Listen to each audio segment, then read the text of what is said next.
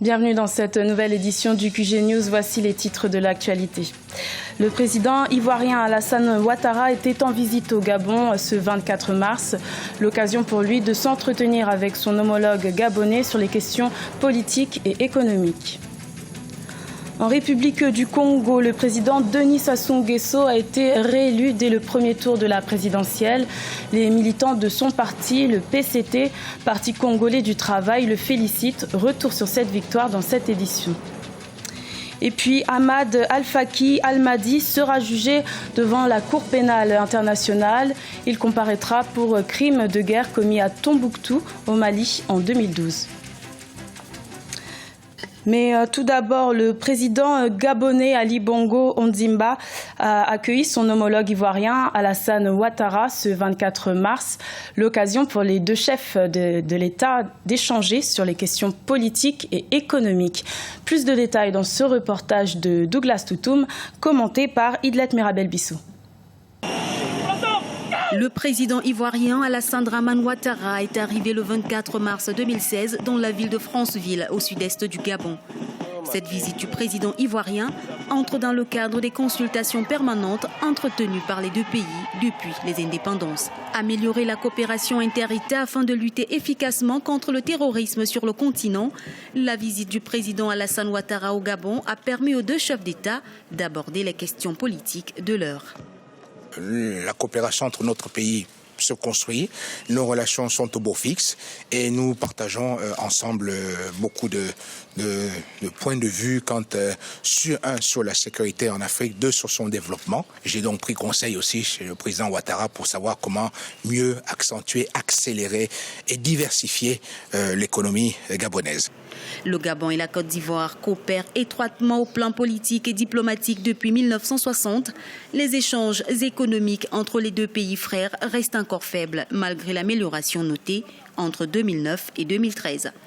Nous avons beaucoup parlé de ces questions de terrorisme au plan continental, car plusieurs pays africains l'ont subi au plan mondial, pour dire que tout doit être fait pour améliorer la coordination et la coopération entre les États.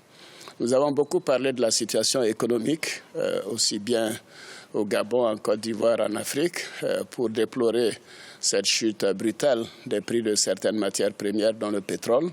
Et ceci demande bien sûr des mesures courageuses que vous avez déjà engagées. Le niveau de ces échanges pourrait être amélioré selon de nombreux analystes, compte tenu des grandes potentialités économiques des deux pays.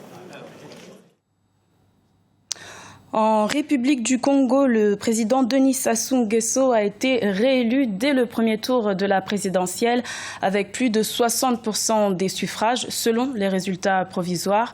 Si l'opposition conteste ces résultats, le parti au pouvoir, le PCT, félicite son candidat. Un reportage de notre correspondant Deva Panzou, commandé par Idlet Mirabel Bissou. Quelques heures après l'annonce de la victoire de Denis Sassou Nguesso, dès le premier tour de la présidentielle du 20 mars 2016, ses partisans ne sont pas restés indifférents. Ils se sont rassemblés devant la résidence privée de leur candidat Mpila autour des sonorités musicales. Les partisans de Denis Sassou Nguesso reconnaissent cette victoire comme celle de tous les Congolais. Ça va beaucoup faire plaisir parce que c'est une victoire pour tous les peuples congolais ainsi que ceux de diaspora. Vraiment, je suis rempli de joie. La victoire n'est plus pour les Déniciens comme on nous a appelés avant. Aujourd'hui, la victoire, elle est congolaise.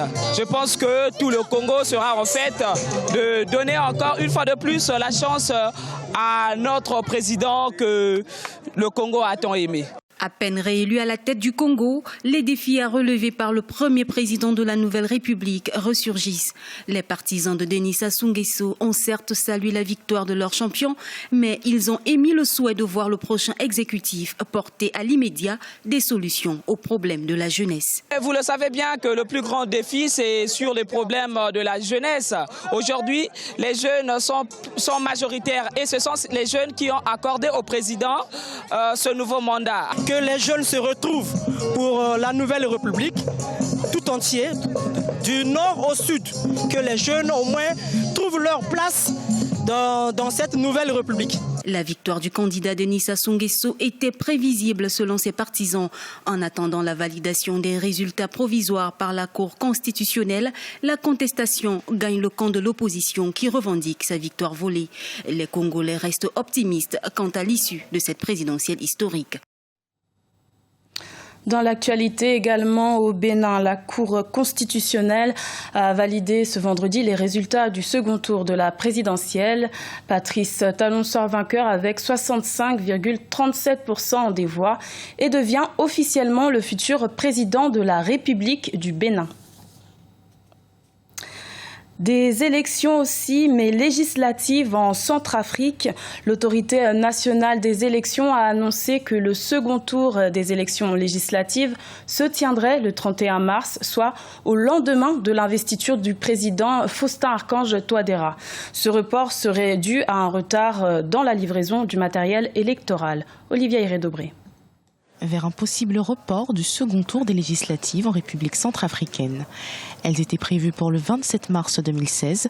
Les élections législatives en Centrafrique pourraient finalement être repoussées au 31 mars 2016 pour le second tour. Ce report préconisé par l'Agence nationale des élections serait notamment dû au retard dans la livraison du matériel électoral et du délai nécessaire pour son acheminement dans les bureaux de vote. C'est du devoir à présent de la Cour constitutionnelle de transition de valider cette nouvelle date, mais ce report risque de poser un problème de légitimité de la Cour dont le pouvoir prendra fin en même temps que celui du gouvernement de transition le 31 mars 2016. Initialement prévu au 27 mars 2016, donc ces législatives seraient organisées au 31 mars 2016. Mais il faut le savoir, cette date, c'est rien d'autre que la date butoir de la transition.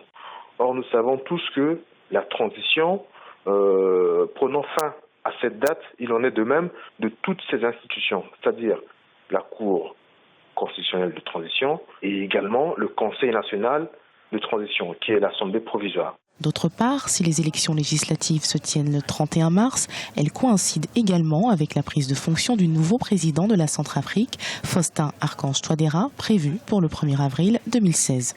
Mais quelles sont les conséquences de ce report? C'est la question que je me pose aujourd'hui. Donc à ce moment-là, on aura un président élu au suffrage universel et une assemblée provisoire. Donc ça, il faut se poser ces questions-là. Est-ce que nous sommes en droit de repousser une partie de la transition avec un président qui vient d'être élu?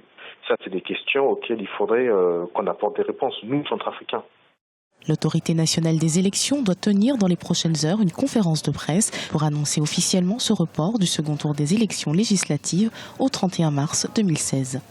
Ahmad Al-Faki Al-Mahdi aura bien le droit à un procès devant la Cour pénale internationale. Cette dernière a estimé avoir assez de preuves contre ce membre du groupe terroriste Ansar Dine pour le poursuivre pour crimes de guerre commis à Tombouctou, au Mali, en 2012. Corinne Kamdem. Le djihadiste malien Ahmad Al-Faki Al-Mahdi poursuivi par la Cour pénale internationale pour la destruction des mausolées de Tombouctou. Ahmad Al-Faki Al-Mahdi, plus connu sous le nom d'Abou Tourab, membre du groupe djihadiste Ansar Dine, était chef de la brigade des mœurs durant leur occupation à Tombouctou au Mali en 2012. Il est accusé d'avoir personnellement participé ou supervisé entre le 30 juin et le 11 juillet 2012 la destruction de 9 mausolées et de la porte de l'une des plus importantes mosquées, Sidi Yaha, appartenant au patrimoine mondial de l'humanité. Ce procès est historique pour la CPI qui jugera pour la première fois ce type de crime. Que les choses soient claires. Les charges portées à l'encontre d'Ahmed Al-Faki Al-Mahdi portent sur des crimes extrêmement graves. Elles concernent la destruction de monuments historiques irremplaçables. Les attaques intentionnelles contre les monuments historiques et bâtiments consacrés à la religion sont des crimes graves aux yeux du statut de Rome, le traité fondateur de la CPI, adopté par plus de 120 États à travers le monde.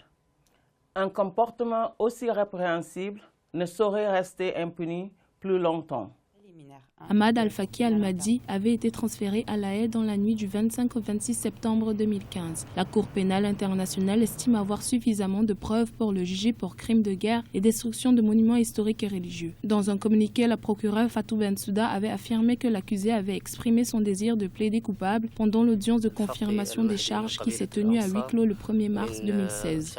Le cas de M. Al-Faki est un cas particulier parce qu'il s'agit de la destruction des mausolées. Il s'agit de la destruction des monuments qui, c'est un cas, n'a été jamais jugé à la Cour pénale internationale. Mais il faut relever que la destruction des mausolées constitue, on n'a pas douté, un crime pour l'humanité au terme des prescriptions du statut de Rome. Dans ces conditions, je crois que même si c'est la première fois que cette affaire va être jugée, il n'en demeure pas moins vrai qu'il s'agit d'un crime contre l'humanité. Étant donné que la Cour a déjà connu des cas où des infractions relatives à des crimes contre l'humanité ont été donc jugées, il n'y a pas de raison qu'il ne soit pas en mesure de le faire de façon efficace et efficiente. Pour les habitants de Tombouctou, ce procès symbolise une première victoire contre les djihadistes. Le maire de la ville a fait part de sa satisfaction et de son souhait que la communauté internationale mène d'autres enquêtes et engage d'autres poursuites contre les membres de ces groupes armés.